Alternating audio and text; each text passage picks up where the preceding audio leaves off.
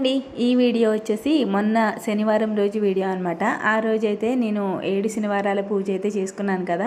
ఉదయం పూజ అయిపోయింది. ఉదయం నుంచి సాయంత్రం వరకు ఫాస్టింగ్ అంటే కటిక ఉపవాసం కాదు. నేను మధ్యలో జ్యూస్ తీసుకున్నాను. ఎందుకంటే ఇప్పుడు వేసవి కాలం అండి, అస్సలు ఉండలేకపోతున్నాము, డీహైడ్రేట్ అయిపోతుంది బాడీ. నేనైతే ఉదయం నుంచి ఏం తినలేదు, కానీ మధ్యాహ్నం బనానా జ్యూస్ చేసుకుని తాగాను. మళ్ళీ ఈవినింగ్ పూజ అయిపోయిన తర్వాతే నేను టిఫిన్ తిన్నాను అనమాట. అది కూడా 6 దాటిన తర్వాత వెల్లుల్లి లేకుండా టిఫిన్ తిన్నానండి. ఇంకా పూజా విధానం అది కూడా నేను లాంగ్ వీడియో తీశాను, దాంట్లో ఎక్స్ప్లెయిన్ చేస్తాను. ఇంకా నేనైతే ఇంట్లో పూజ చేసేసుకొని కొత్త రోల్ కొన్నాను కదా, దాన్ని ఓపెనింగ్ అయితే చేయలేదు. శనివారం స్వామివారికి రోట్లో పప్పు రుబ్బి గారెలు వేసి పెట్టచ్చు కదా అని చెప్పేసి ఉదయం పప్పు నానబెట్టుకున్నాను. కానీ సాయంత్రం పూజకు లేట్ అయిపోతుందని చెప్పేసి పూజ అయితే చేసేసుకున్నాను. పూజ అయిన తర్వాత పిండి రుబ్బుకొని గారెలు వేసి స్వామివారికి నైవేద్యం పెట్టి అప్పుడు మేము డిన్నర్కి గారెలే తినేసాము. మీరైతే ప్లీజ్ వీడియోని లైక్ చేయండి, అలాగే సబ్స్క్రైబ్. బాయ్.